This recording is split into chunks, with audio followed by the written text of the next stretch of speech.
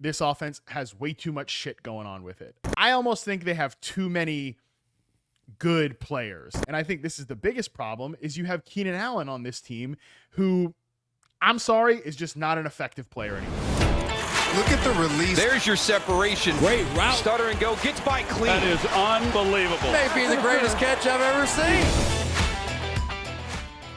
All right, let's play a little game of real or mirage. Okay, I'm going to lay out some wide receivers and some recent trends, and really talk about their games in a more, recent, narrow focused microscope here, and talk about, do you believe or do you not believe? Is this a continuing trend or is this just a one game blip? And we're going to start here with DJ Moore. You said you talked earlier in the show talking about, okay, you sat down and you watched a lot of Chicago football.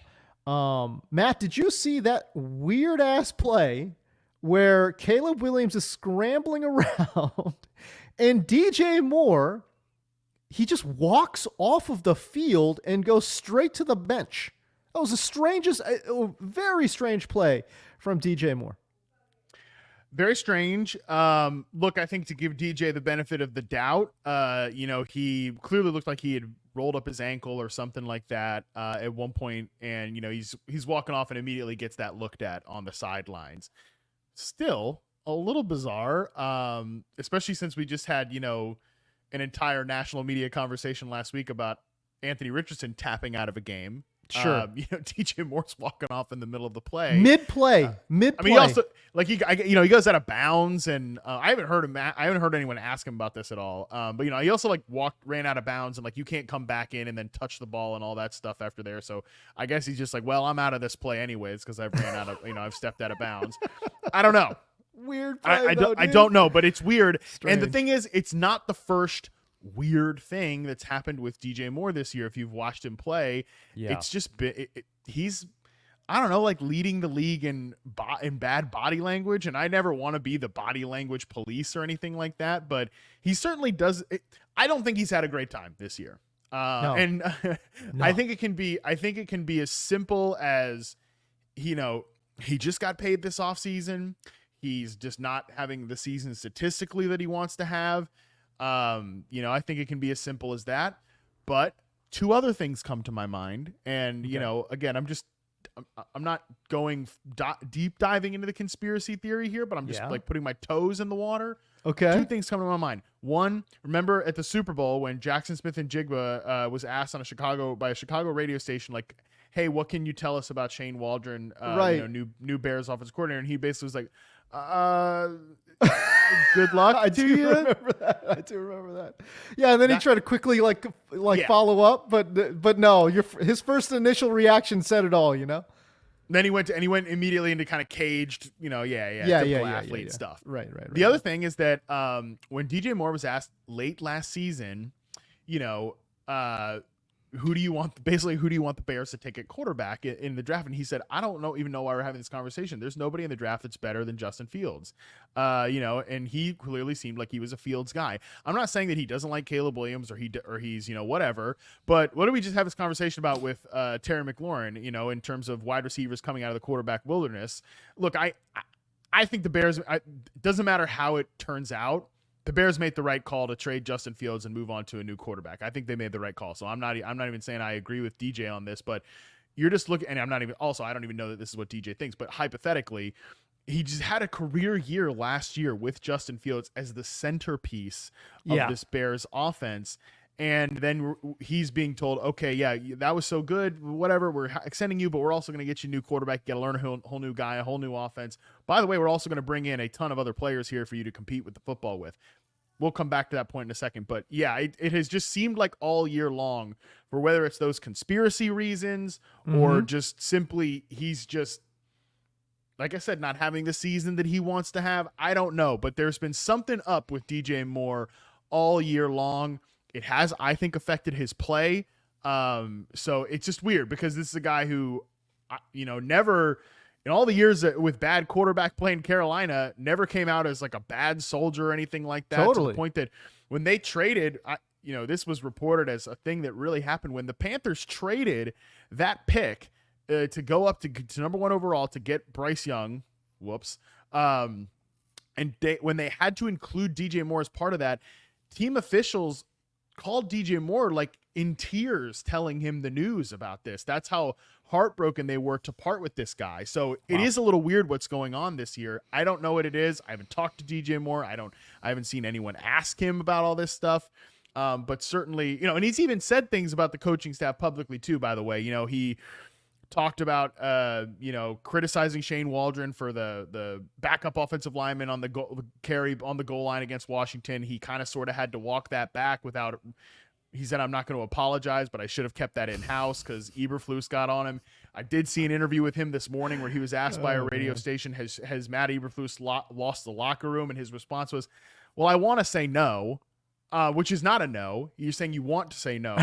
So interesting response there. But a lot of things going on with DJ Moore here. Response, man. Again, he had a prime matchup against Arizona. Arizona's really struggled to defend outside wide receivers. And in this game, he saw 9 targets, only took home 4 catches for 33 yards. As a matter of fact, Matt, he has had less than 35 yards in 4 of his last 5 games. You talk about the body language. So real or mirage, this 33-yard performance, real or mirage for DJ Moore moving forward? Oh, I think it's real. I think it's a real thing. And the reason that I think it's a real thing is, well, for a lot of different reasons. Again, because he laid out a lot of them. Yeah, I mean, I said a lot of things there that were not exactly going well. Yeah. For DJ Moore. I would say that the couple things are really issues here. One, like I said, I watched this film back this morning. Yeah. I just don't know. If DJ Moore's not buying what the offense is selling, I totally get it. Because I think the offense is extremely poorly designed. In what way? In what way? Well, I just think a lot of the route combinations don't make a lot of sense together. Okay. A lot of it is like pure progression stuff where regardless of the coverage, this is your 1, 2, 3, 4 read. So I don't think that makes you very flexible and malleable based on the opponent, which is why a team like Arizona can throw a lot at you. The Cardinals do not have a good defense. You look at basically any defensive metric, they're not good. No. They also, though, do throw a lot of kind of funky 3 safety looks at you. They have a guy in Budda Baker who can really get after things on the back end as a safety, and they do a lot of creative things even if the results aren't good. But so then you run into an offense that's very predictable, like this Bears pass concepts and the way those routes are kind of distributed on the field, and you can end up throwing a lot of problems at a quarterback that way. The other thing I think is worth mentioning here, and this was an issue with Shane Waldron. Everything I just said was an issue with Shane Waldron in Seattle. The other thing that's a big issue with Shane Waldron in Seattle, and it has been an atrocious problem with the Chicago Bears this year, is their plan against pressure. I get it. You've got backup offensive tackles in this game. I totally understand that against the Arizona Cardinals.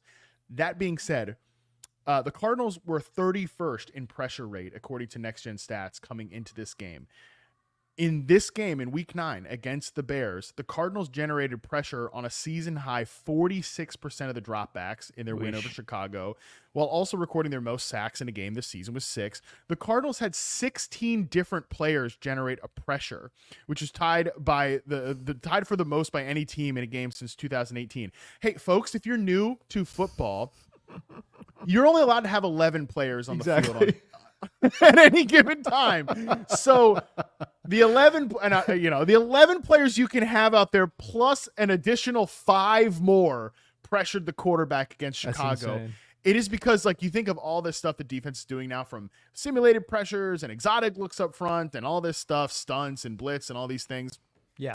The Shane Waldron offense can't handle it. Hadn't been able to handle it in Seattle. Sure as hell has not been able to handle it in Chicago this year. So you've got cascading issues there from a schematic standpoint.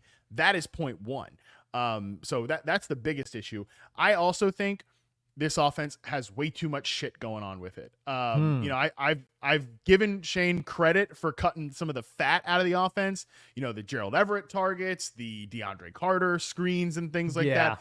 That's nice. But bottom line, maybe you're going to push back on me on this point. I almost think they have too many good players, and I'm putting good in quotes here because I don't actually know how many of these guys are playing to their potential. But you talk about DJ Moore and he seems unhappy. And I mentioned because there's a lot of guys competing for the football here. Mm-hmm. Like you have a guy that you just paid a massive extension to in DJ Moore. That dude's going to want to get fed. That guy's and you're going to want to feed that guy. And the quarterback knows that. You also have a guy in Odunze that you drafted in the top 10. You're going to want to feed that guy. The rookie quarterback likes that guy. You watch Odunze on film and you're like, that's a guy that needs to get the ball 8 times a game, period, end of story. Yep. However, you also have a tight end that's on a big contract. You also have a running back that you signed for big money that is a guy that you have to design targets to. We've talked about this. He can't run routes as a running back, but he's a screen merchant as a running back. And by the way, those plays have been great this year. So you want to try to do that 2-3 times a game. Then, and I think this is the biggest problem, is you have Keenan Allen on this team who, I'm sorry, is just not an effective player anymore. I've been talking about it for years that in the last couple of years that he's been in a steady decline. And I always say this with aging wide receivers, you never know how the next thing is going to go. Sometimes that decline continues and it's just a little steady.